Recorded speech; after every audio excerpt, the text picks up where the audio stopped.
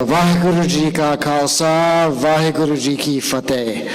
I want to first start by thanking Unify Humanity, and especially Simranjeet Kaur, Navleen Kaur, and the other young youth and women who organized this event. And even before that, I want to make sure that I thank their father, Bhuta Singh, and the other people from the other generation, the older generation, without whom we wouldn't be here. I see Amarjit Singh here, who, when I was a young man, even younger than some of the people who organized this event, they were an inspiration to me. Yadvinder Singh here is from North Jersey, probably many others. Forgive me if I've forgotten, but during those times, I looked to role models, like some of the people I mentioned, and it's on the backs of their hard work, that I stand here today as a mayor in the city of Hoboken, New Jersey, and also an advocate for civil rights and justice in the U.S. and beyond. I want to make sure that for any of our guests who are here, who are not from the Sikh or Punjabi community, when we say Jaswant Singh Khalra, we also precede his name with the words Shaheed Bhai. Shaheed is a word in Punjabi that simply means somebody who has actually given the ultimate sacrifice for the cause of justice and for the cause of what's right. He's truly a Shaheed, and Bhai simply means brother, so it's Shaheed brother, and then Jaswant Singh Khalra. And we had the Gyani Ji, our spiritual leader, give what's called Ardas, which is simply a Sikh prayer that's given on a frequent basis. But what's important is that part of Ardas actually memorializes, after our prophets, some of the sacrifices that the Shaheeds, the martyrs, had made in deference and in honor of our Sikh community.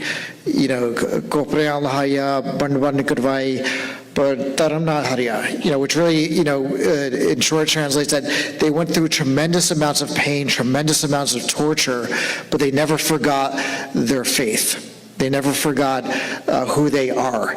And it's a great example for the youth and for the entire Sikh community, and we remember it every day when we congregate, that there are people who preceded us years ago who went through the great pain and suffering so that we can be here today.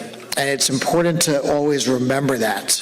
We're honored, obviously, to have, I believe, the Assemblywoman as well as Congressman Herb Conaway here, and I want to acknowledge their presence as well.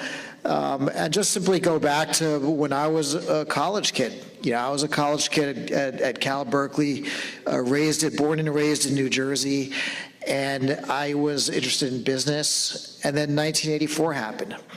And it changed everything for me. It turned my mind towards Sikhi, towards who I was as a Sikh, towards what was happening, the injustices, and the job of a Sikh being, as was just said, not to just speak about and speak out against injustice, but also make sure you take actions to advocate. So we would go to Capitol Hill, we would go to Washington, D.C., we would, work with Dr. Aulick from the Council of Khalistan, we would work with any advocates by Amarjit Singh to really impress upon the U.S. Congress what was happening, what was going on.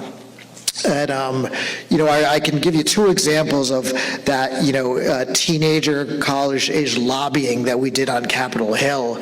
One a little bit sobering, one a little bit uplifting.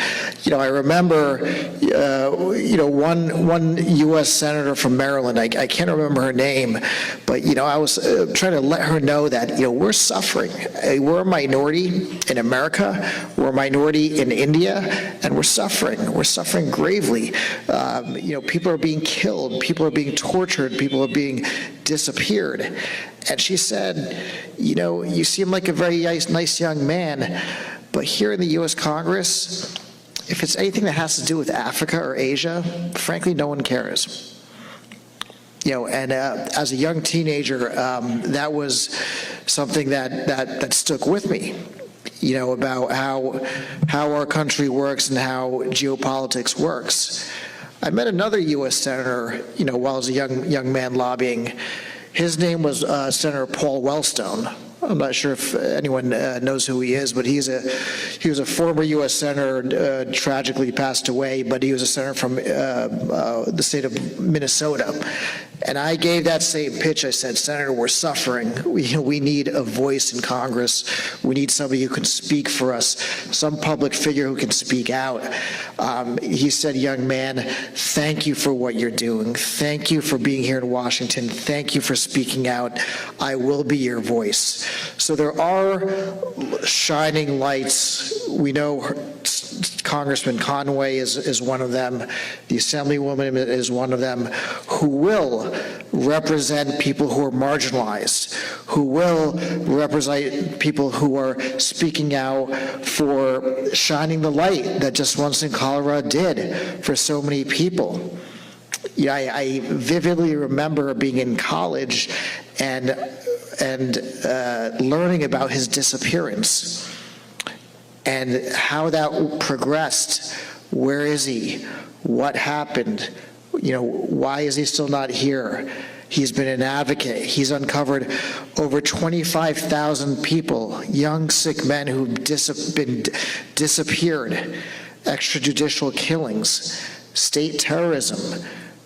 And he's speaking out to shine a light on this darkness of what happened to him. And it's emotional for me to think about when I realize in my heart that, he's not going to be with us anymore, because he himself became one of the victims of the people that he was advocating for. So, in closing, I'm reminded of an Ethiopian proverb.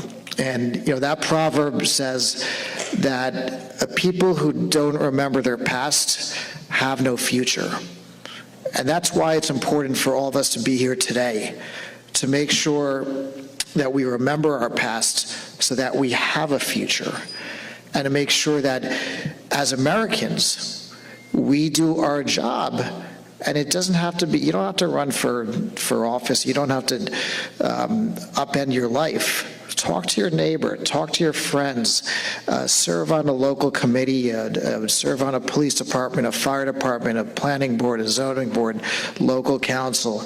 These things, public service in and of itself will change the perception of the Sikh community with time, and it'll give us these spaces to talk about martyrs in our community, like Shaheed Jaswant Singh Khalra, in a way where we can educate people, make sure that people understand we're normal, we're Americans. I was born and raised in America. I'm watching the U.S. Open tomorrow. I'm watching the NFL football, all these things, but I'm also a proud Sikh. I'm proud because as a Sikh and as an American, we believe in the same things. We believe in equality of all people. We believe in justice for everyone. We believe in every minority, whether they are female, Latino, African American, LGBTQ, Asian. Everyone should have a seat at the table in this country. This is the United States of America, and this is where we can exercise our voice in the memory of Shaheed Jaswant Singh Khalra, to educate the people of who we are.